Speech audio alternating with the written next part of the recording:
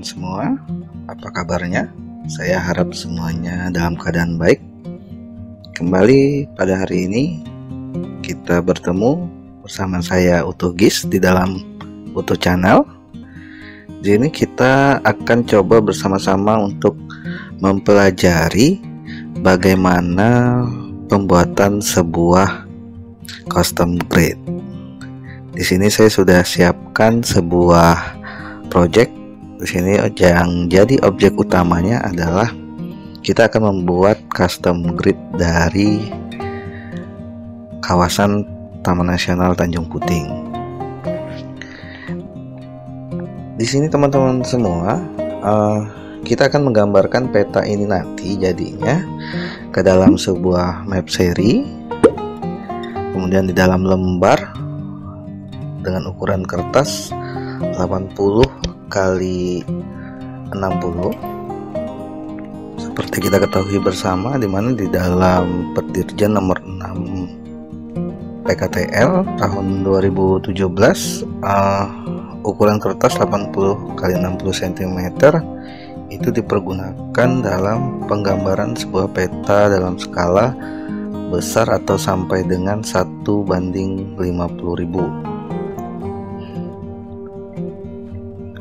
Dari pembuatan custom grid ini kita bermaksud untuk membuat peta TNTP dalam map series ini nantinya dibuat dalam skala 1:10.000 di atas kertas 80 kali 60 cm, karena di dalam pelaksanaannya di lapangan terkadang untuk mengakomodir pekerjaan dan tugas kita 1:10.000 menggambarkan keadaan atau kita mau menunjukkan kondisi pelaksanaan pekerjaan atau kegiatan yang kita lakukan di lapangannya. Selanjutnya, saat kita menggunakan ukuran kertas 80 kali 60 cm tadi, peta ini nanti atau peta seri ini akan digambarkan dalam ukuran dari isi petanya adalah sebesar 55,60 cm kali 55,60 cm, dimana jarak interval gridnya saya menggunakan di 1 menit. Kenapa saya gunakan 1 menit? Di sini saya bermaksud mendapatkan ukuran yang proporsional dan harus memuat angka atau nilai grid 2-3 pada setiap sisi atau garis bujur dan garis lintangnya. Kita buka ArcToolbook-nya, kemudian kita pilih data management tool, kita pilih sampling, dan kita pilih grid fishnet. Maka akan tampil Windows baru. Di dalamnya kita tentukan di mana kita akan melakukan penyimpanan data hasil grid fishnet tadi. Di sini saya simpan di folder vektor dengan nama TNTP 10K atau 10.000.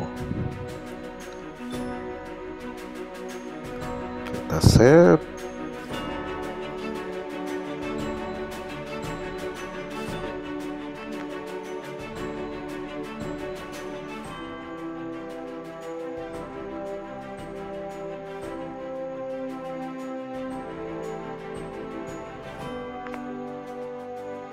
Di sini kita buat nama dari future class-nya itu adalah grid 10.000. Save. Kita tunggu. Sudah, selanjutnya kita pilih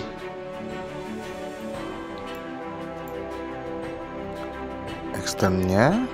Itu saya gunakan layar dari TNTP ini sendiri. Kemudian untuk nilai topnya lebih baik nilai extendnya ini diperbesar dari kondisinya. Di sini saya kasih -2,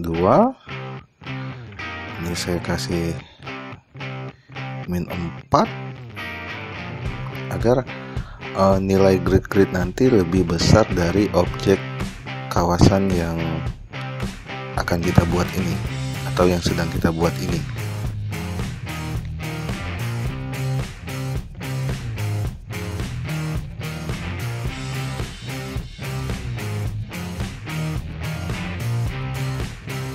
Terisi otomatis. Kemudian untuk cell size-nya itu teman-teman bisa masuk ke converter, yaitu di repeatables.com. Di sini kita bisa lakukan secara otomatis. Saya masukkan misalkan 1 menit convert, maka akan diperoleh nilai cell size-nya tadi adalah 0,01 sekian. Nilai ini yang kita masukkan atau kita copy ke dalam cell size yang ada di ArcMap. Sesuaikan dengan pembacaan tanda koma atau titik sesuai dengan jenis pengaturan di komputer kita. Apakah koma dilambangkan dengan titik atau koma dalam artian sebenarnya. Number row dibiarkan kosong karena secara otomatis dia akan tergantikan oleh cell size tadi. Tetapkan dalam posisi defaultnya, kita klik OK, dan kita tunggu dia berproses.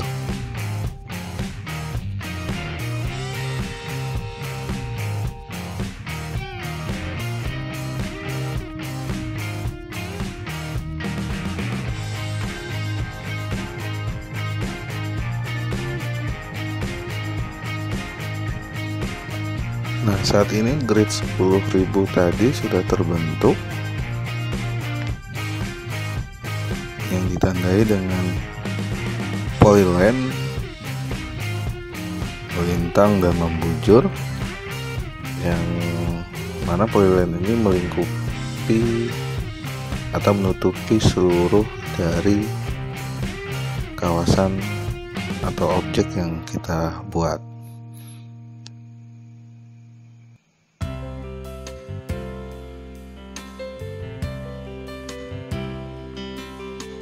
Kita buat atribut dari grid 10.000 ini dengan menambahkan sebuah file baru. Di sini saya buat dengan nama grid origin dalam format teks. Di sini nanti maksudnya kita akan mengisi dengan nilai atau angka koordinat secara otomatis dari polyline yang melintang maupun yang membujur, yang ditandai dengan garis merah pada layar ArcMap pada saat ini. Kita lakukan select terhadap polyline dengan posisi melintang dari batas terbawah sampai batas terakhir untuk semua polyline dengan posisi melintang. Setelah seluruh polyline dalam posisi melintang tadi terpilih atau terselect semua, teman-teman dapat lakukan klik kanan pada judul file grid origin, kemudian pilih calculate geometry. Di bagian property, karena tadi dalam posisi melintang polyline yang terselect, maka pilih bagian Y coordinate of line star. Kemudian pada koordinat sistemnya tik pada use coordinate system of the data source pada saat ini, yaitu GCS VGS 84. Kemudian pada bagian unit silahkan dipilih degrees, minute, second. Kemudian selanjutnya teman-teman dapat klik OK. Pada file grid origin tadi akan muncul deretan koordinat derajat, menit, detik dengan nilai posisinya adalah S. Pilih atau select pada save file dengan posisi polyline yang membujur. Pilih secara keseluruhan dari polyline tadi. Kemudian kita akan lakukan hal serupa, yaitu lakukan klik kanan pada grid origin, kemudian pilih calculate geometry, terus selanjutnya teman-teman dapat lakukan pengaturan seperti pada saat kita melakukan tahap yang pertama tadi. Tetapi di sini ada sedikit perlakuan pada properti yang tadi semulanya Y, maka properti pada saat ini yang digunakan adalah X coordinate of line start. Untuk pilihan-pilihan selanjutnya tetap sama. Kemudian teman-teman dapat lakukan pilihan OK. Maka setelah proses ini selesai, maka akan tampil deretan koordinat baru yang terdiri dari derajat, menit, serta detik dengan format satuannya adalah E. Jika teman-teman perhatikan pada deretan koordinat ini di field grid origin, maka pada satuan detik koordinat terdapat masih 3 desimal, 3 angka di belakang koma, kemudian posisinya masih mempunyai format S serta E. Kita akan ubah atau lebih menyederhanakan lagi nilai desimal ini, serta kita mengubah S ini menjadi LS atau lintang selatan, serta E kita rubah menjadi bujur timur. Untuk itu teman-teman dapat tambahkan satu field baru. Kalau di sini saya buat dalam nama grid final. Teman-teman pilih khusus baris bernilai format S ini. Kemudian saat semuanya telah terpilih, teman-teman dapat lakukan klik kanan pada nama field atau kolom yang baru kita buat tadi. Kemudian teman-teman pilih field kalkulator, lakukan pilihan string pada tipe, kemudian teman-teman pilih lab, kemudian jadikan isi sintaknya atau bagian awal dari lab ini tadi adalah grid originnya, koma 11, kemudian tambahkan tanda tambah, kemudian beri tanda kutip, isikan dengan nama LS di dalam tanda kutip tadi. Ini kita akan mengganti nilai S menjadi nama penamaan di Indonesia, yaitu lintang selatan.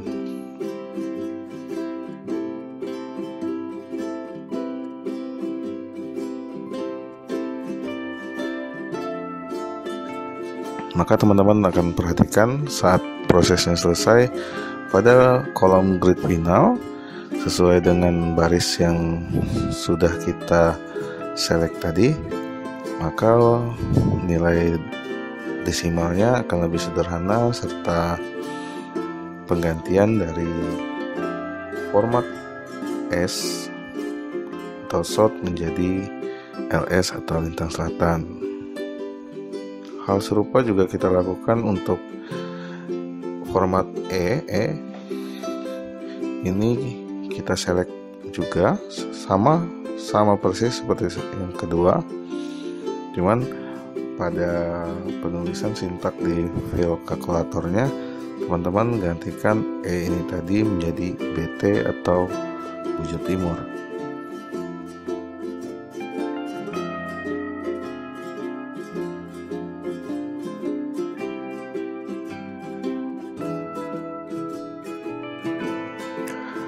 Agar custom grid yang sudah kita buat ini untuk skala 1:10.000 dengan lebar kertas atau ukuran kertas 80 x 60 cm dengan bagian isi peta berukuran 55,60 cm x 55,60 cm ini dapat kita gunakan sebagai grid dalam pembuatan peta selanjutnya.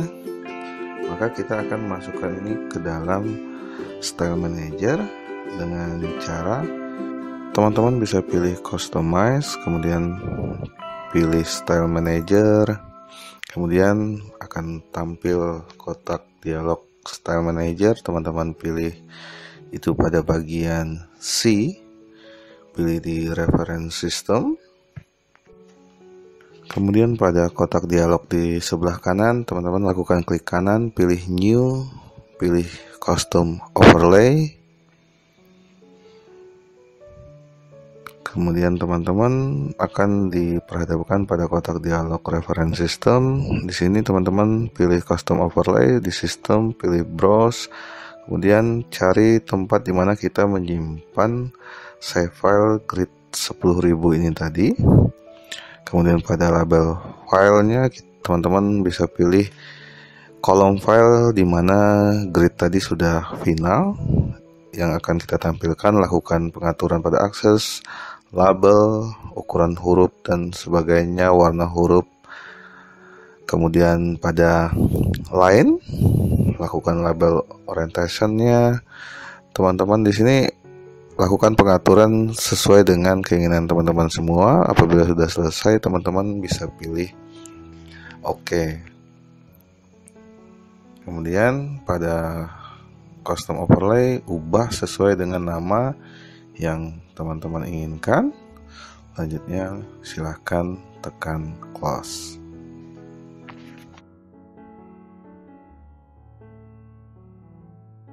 Kita masuk kepada bagian layout. Di sini teman-teman seperti yang saya sampaikan tadi, lakukan pengaturan untuk standar kertas pada kotak dialog page and print setup. Pilih 80 x 60 cm. Kemudian pada bagian isi peta teman-teman lakukan pengaturan pada propertiesnya dengan memilih size and positionnya. Lakukan perubahan dengan ukuran 55 x 60 sesuai Perdirjen nomor 6 tahun 2017 tadi. Oke. Di sini lakukan penyesuaian seperlunya. Kemudian teman-teman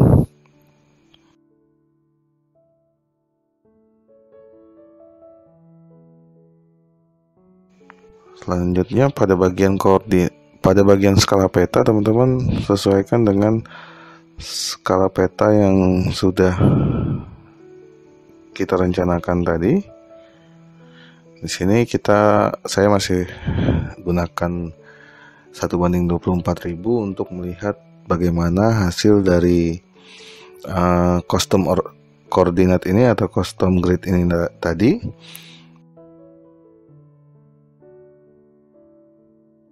Teman-teman masuk kepada data frame properties, pilih grid, teman buat gratikul baru. Kemudian saat sudah selesai dibuat, teman-teman pilih properties,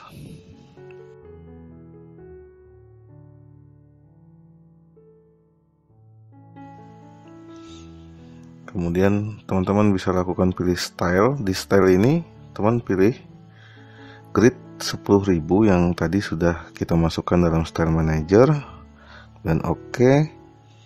Teman-teman bisa lihat hasilnya sudah sesuai atau sama dengan pengaturan yang kita lakukan saat kita membuat style manager tadi, dan sesuai dengan pengaturan saat kita melakukan custom grid tadi, di mana sudah berubah posisi S menjadi LS lintang selatan, posisi E menjadi BT atau bujur timur. Lakukan pengaturan di skala peta, sesuaikan dengan skala peta yang direncanakan, yaitu 1:10.000.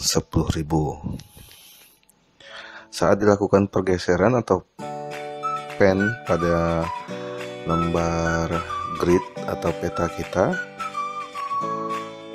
saat kita gerakan, maka grid yang kita buat tadi, custom grid tadi, ikut berubah sesuai dengan arah pergerakan yang kita lakukan. Jadi posisi grid yang sudah kita buat ini sudah extend atau tidak berubah lagi, atau dapat dikatakan pembuatan custom grid ini telah berhasil. Custom grid yang sudah kita buat tadi juga bisa dilakukan pengaturan-pengaturan tambahan sebelumnya belum diatur saat kita melakukan penambahan custom grid ini di dalam Style Manager. Baik, inilah sedikit penjelasan yang sangat-sangat sederhana. Semoga penjelasan ini bermanfaat bagi teman-teman semua. Terima kasih.